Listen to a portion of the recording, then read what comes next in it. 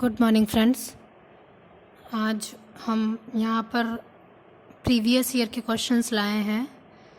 जो भी हमने फर्स्ट एंड सेकेंड यूनिट पढ़ ली है फिज़िक्स की, इलेक्ट्रॉनिक्स की, उससे रिलेटेड जितने भी हमारे क्वेश्चंस आए हुए हैं 2011, 13 और 16 में, वो हम यहाँ पर करेंगे। लास्ट लेक्चर में हमने हाफ वेव और फुल वेव रेक्टिफायर कर लिया था, मतलब हमारी अब तक 2 यूनिट हो चुकी है और उनसे रिलेटेड जो भी क्वेश्चंस आपके एग्ज़ाम्स में आए हुए हैं, आरपीएससी ने जो पूछे हुए हैं, वो हम आज डिस्कस करेंगे। तो आप ये देखिए, ये क्वेश्चन है 2011 में आया हुआ है, क्वेश्चन नंबर 51 है। यहाँ पर आपको टी नेटवर्क दिख रहा है, उसे हमें कन्वर्ट करना है पाई नेटवर्क में, और जो पाई नेटवर्क में कन्वर्ट करने के बाद जो हमारी वैल्यूज़ आ रही हैं ZA, ZB और ZC की, वो हमें देखनी है। अब देखिए टी नेटवर्क मैंने आपको बता दिया था कि Z1, Z2 और Z3 से इस तरह से टी नेटवर्क बनता है, और जो पाई नेटवर्क है उसमें हम ZA, ZB और ZC लेते हैं। तो हमें यहाँ पे ZA, ZB और ZC निकालना है। तो मैंने आपको यहाँ पर फॉर्मूला भी बता दिया था कि ZA का जो फॉर्मूला होता है वो होता है Z1, Z2 plus Z2, Z3 plus Z3, Z1 divided by A निकाल रहे हैं तो सेकेंड वाली टर्म मतलब Z2 आ जाएगा, B निकालेंगे तो Z3 आ जाएगा डिवाइड में, और C निकालेंगे तो Z1 आ जाएगा। अब ये वैल्यूज़ यहाँ पे पुट कर देंगे। Z1 इंटू Z2 करो, Z1 into Z2, 1 into 1 1, Z2 into Z3, Z2 into Z3, 2 into 1 2 और 3 into 1, 2 into 1 2 divided by Z2 की वैल्यू है 1, तो कितना हो गया 2 2 4 प्लस 1 5, यानी जो ZA आ रहा है वो आपका आ रहा है 5। इसी तरीके से ZB निकालेंगे। ZB के लिए ऊपर वाली टर्म सेम रहेगी, डिवाइड में क्या आ जाएगा, मतलब 5 डिवाइडेड बाय यहाँ पे Z3 आ जाएगा, Z3 की वैल्यू है 2, और ZC में क्या होगा, ऊपर वाली वैल्यू, ये तो टर्म तो वही रहेगी यानी 5, और Z1 1। तो यहाँ पे जो आपका आंसर होगा, आपको जो ऑप्शंस में ABC में मिलेगा वो 5 ओम, कॉमा, इसको सॉल्व करेंगे तो 2.5 ओम और 5 ओम। ये आपका जो भी ऑप्शन मिले आपको, तो ये आपका राइट ऑप्शन होगा। इस तरह से हमने यहाँ पर टी नेटवर्क से पाई नेटवर्क बनाया है, तो आपका आंसर करेक्ट ये होगा। आपको ऑप्शंस दे रखे होंगे वहाँ पे, A, B में कुछ और दे रखा होगा, C, D, तो आपका ये वाला करेक्ट होगा। एक क्वेश्चन ये दे रखा है, ये हम कर चुके हैं, जो मैंने वीडियोस बनाए हैं उसमें मैंने आपको बता दिया है। यहाँ पर वोल्टेज को शॉर्ट करेंगे तो ये वाली टर्म 0, तो ये रेजिस्टेंस भी 0 हो जाएगा, और इस तरह से हम यहाँ पे जो Z इक्वलेंट और E इक्वलेंट निकालते हैं वो निकालेंगे। ये क्वेश्चन मैं करवा चुकी हूँ, तो अब यहाँ पर हम नहीं देखेंगे, सिर्फ मैंने इसलिए लिखा है कि ये आपके एग्ज़ाम में आया हुआ है। ठीक है, नेक्स्ट क्वेश्चन है आपका, ये वाले ऑप्शंस, इस वाले क्वेश्चंस के हैं। देखिए इस वाले क्वेश्चन में क्या करेंगे कि जब वोल्टेज को शॉर्ट करेंगे, ये 0 और 3 और 0 दोनों पैरेलल में, तो ये 0 हो जाएगा। तो यहाँ पे जो रेजिस्टेंस की वैल्यू आएगी वो क्या आएगी, वही पूछ रहा है बस आपसे, यहाँ पे रेजिस्टेंस की वैल्यू क्या आएगी, 6 ओम आंसर आपका इस क्वेश्चन का रहेगा। अब इसके ऑप्शंस हैं ये। अब इसको हमें कन्वर्ट करना है थेवेनिन थ्योरम में। थेवेनिन थ्योरम में कन्वर्ट करने के लिए थेवेनिन सर्किट बनाएंगे इसका। तो यहाँ पे आपको एक तो RTH निकालना है और एक VTH, मतलब थेवेनिन वोल्टेज और थेवेनिन रेजिस्टेंस निकालना है। तो मैंने आपको बताया था यहाँ E इक्वलेंट कैसे निकालते हैं। E इक्वलेंट निकालते हैं कि जो भी हमारे पास वोल्टेज होता है, डिवाइड करते हैं कि जो हमारे पास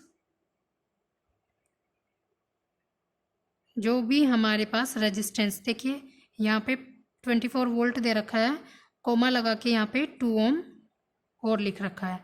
तो अब इस चीज़ को सॉल्व करने के लिए क्या करते हैं हम, यहाँ पे 24 वोल्ट और 2 ओम है, तो ये वाला जो रेजिस्टेंस है यहाँ ऐड हो जाता है। ठीक है, और ये वाला रेजिस्टेंस जो होगा वो यहाँ पर जाकर ऐड हो जाएगा, यानी 6 + 2 = 8 ओम। यानी ये कितना हो गया 8 ओम, ये कितना हो गया 8 ओम, और ये हमारे ZL है। तो इसे ओपन करेंगे तो ये रेजिस्टेंस चला जाएगा ये रेजिस्टेंस सीरीज में। तो 24 डिवाइडेड बाय रेजिस्टेंस का एडिशन इनटू क्या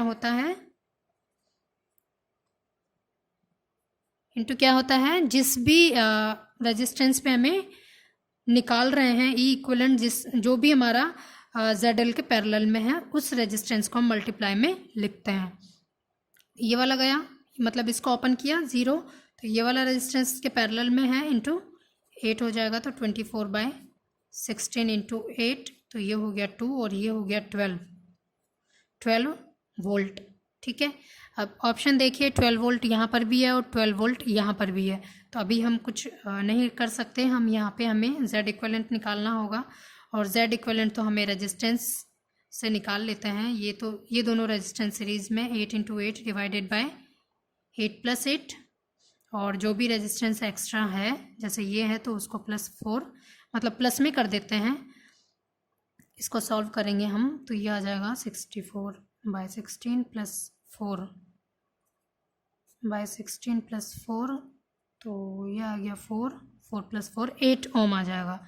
तो अब देखिए यहाँ पर आपका ऑप्शन मिल रहा है, आपको है कोई 12 वोल्ट और 8 ओम। हाँ, सी ऑप्शन हमारा यहाँ पर राइट हो जाएगा इस क्वेश्चन का। इसका जो थेवेनिन सर्किट एक बार देखिए कैसे बनेगा। ये RTH होता है और ये VTH होता है मेरा। यहाँ पे जो ZL है वही, यानी ये 32 ओम आ जाएगा, और ये RTH कितना आया आपके पास, यानी Z इक्विवेलेंट कितना आया 8 ओम, और ये कितना आया इक्विवेलेंट 12 वोल्ट। ये तो VTH हो गया और ये RTH हो गया। ये आपका थेवेनिन सर्किट इस तरह से बनता है। ये ZL है मेरा। ये क्वेश्चन इस तरह से सॉल्व होगा आपका। नेक्स्ट क्वेश्चन है आपके पास कि 20 वोल्ट के जनित्र की प्रतिबाधा 2.0 J ओमेगा ओम है, अधिकतम संचरण के लिए लोड प्रतिबाधा होगी। अब हमें अधिकतम संचरण के लिए लोड प्रतिबाधा यहाँ पे निकालना है। ये क्वेश्चन भी मैं आपको लेक्चर के बीच में करवा चुकी हूँ। आपसे लोड प्रतिबाधा पूछ रहा है, और जब हमने ये देखा था तो हमने वहाँ पर भी निकाली थी लोड प्रतिबाधा, जो ZL है Z इक्विवेलेंट के बराबर होता है सिर्फ। तो यहाँ पर जो लोड प्रतिबाधा होगी वो इमेजनरी वाला पार्ट आ जाएगा, यानी 2.0 - 3 जो भी है आपका J या आयोटा ये 3 आयोटा। ये क्या हो गया आपका लोड प्रतिबाधा ZL। ये आपका आंसर हो गया। ये मैं वहाँ भी करवा चुकी हूँ ये क्वेश्चन, तो वहाँ से भी देख सकते हैं। और अगर ये प्रत्यावर्ती घटक हमसे पूछता XC 1/C ओमेगा करते, और जो ये वैल्यू है वो कितनी है 3 के इक्वल है। बस इसको सॉल्व करेंगे और C यहाँ से निकाल लेंगे। तो ये क्वेश्चन मैंने वहाँ भी करवा दिया, पूरा सॉल्व कराया था। नेक्स्ट है आपका कि 3 ओम आंतरिक प्रतिरोध के DC स्रोत को एक प्रतिरोधों की जाल से जोड़ा जाता है। सर्वाधिक शक्ति संचरण के लिए R की वैल्यू क्या होगी। अब देखिए R की वैल्यू हम यहाँ पे निकालेंगे। ये क्वेश्चन मैंने करवा दिया है। देखिए इसका सर्किट डायग्राम कुछ इस तरह से बना के आपको दे रखा था। यहाँ पे आपका इसने बोला DC में दोनों इक्वल रहते हैं, चीज़ ध्यान रखना। और इस तरह से आपका यहाँ पे ये रेजिस्टेंस जोड़ रखे हैं। ये तो आपका R है, ये 6 ओम है, और ये आपका 4 है। तो बस इसको सॉल्व करना है, और यहाँ पे Z इक्विवेलेंट बराबर होता है ZL। इन तीनों को सॉल्व करोगे आप, इक्वल में आपका ये जो रेजिस्टेंस जितनी भी वैल्यू है इसकी 3 ओम दे रखी है, जो भी R की वैल्यू आएगी वो आ जाएगी, यानी 3 = 1/4 + 1/6 + 1/R, जो भी आपका R आएगा वो आ जाएगा। ये क्वेश्चन भी हम कर चुके हैं। नेक्स्ट है आपका N प्रकार के अर्धचालकों में यदि डोपिंग सांद्रता उच्च हो तो 0 केल्विन पर 2 × 10⁻⁻, बता दिया मैंने 0 केल्विन का मतलब क्या होता है। N प्रकार के अर्धचालक में यदि डोपिंग सांद्रता उच्च हो, मतलब हमने जो इम्प्योरिटी ऐड करी है वो हाई लेवल की है, तो 0 केल्विन पर फर्मी ऊर्जा स्तर स्थित होगा। अब देखिए, मैंने आपसे वहाँ पर जब हमने सेमीकंडक्टर्स पढ़े थे वहाँ पे एन टाइप और पी टाइप में बात करी थी, और हमने देखा था कि जो एन टाइप और पी टाइप है उसमें मेरा जो एनर्जी बैंड गैप बनता है वो कंडक्शन बैंड के पास बनता है या फिर मेरा बैलेंस बैंड के पास बनता है। तो दोनों कंडीशंस देखी थी, पी में कहाँ बनता है और एन में कहाँ बनता है। तो ये आप वहाँ से एक बार थ्योरी पढ़ेंगे तो समझ आ जाएगा कि जो एन प्रकार के अर्धचालक है उसमें ये डोनर तो होता ही है, और जो चालन बैंड है उसके निचले भाग में मेरा ये जो फर्मी लेवल है वो बनता है, यानी दाता स्तर एवं चालन बैंड के निचले भाग में। ठीक है, तो ये आपका 2016 का क्वेश्चन था, ये 11 का, ये वो वाला 16 का था। नेक्स्ट है आपका कि प्रत्यावर्ती धारा का ताक्षणिक मान दे रखा है आपको, करंट की वैल्यू दे रखी है I बराबर 100 साइन 314 t। ठीक है, 100 साइन ये दे रखा है। उसके बाद आपसे पूछ रहा है कि अर्ध चक्र के लिए धारा का औसत मान क्या होगा। आप देखिए, हमने जब हाफ वेव रेक्टिफायर और फुल वेव रेक्टिफायर पढ़े थे तो वहाँ पे हमने I बराबर, देखिए ये दे रखा आपको I बराबर I0 साइन ओमेगा टी, यानी 100 साइन 314 टी। अब हाफ के लिए आई एवरेज क्या हो जाएगा, हाफ के लिए पूछ रहा है ये, तो हाफ के लिए आई एवरेज आपका हो जाएगा 2I0 बाई पाई। 2I0 की वैल्यू आपके पास 100 है और पाई आपका पाई है ही। इसको सॉल्व करेंगे 200 बाई पाई, तो इसकी वैल्यू आ जाएगी आपके पास 0.7 एम्पियर। ये आपका वहाँ पर आंसर होगा। ठीक है, आई एवरेज बराबर 2I0 बाई पाई, ये चीज़ ध्यान रखना, आप इसको डायरेक्ट लर्न भी कर सकते हो।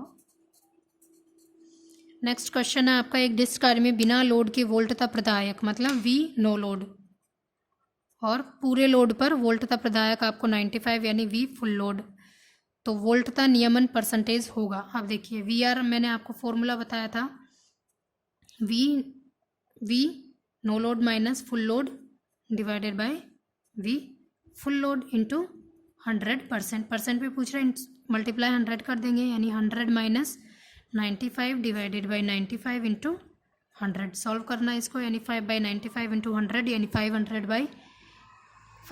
बाई 95, तो ये कुछ 5.3% के करीबन।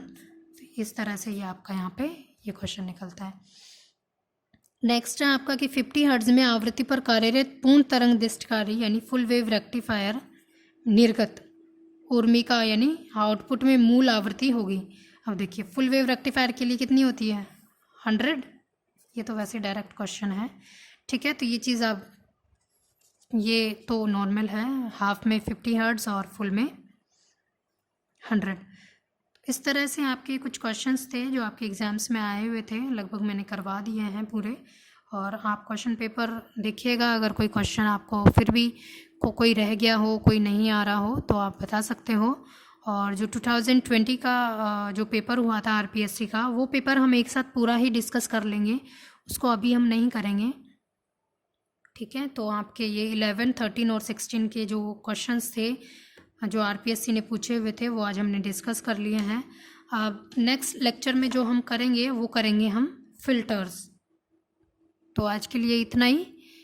वीडियो पसंद आया हो तो लाइक एंड सब्सक्राइब कीजिएगा। Thank you.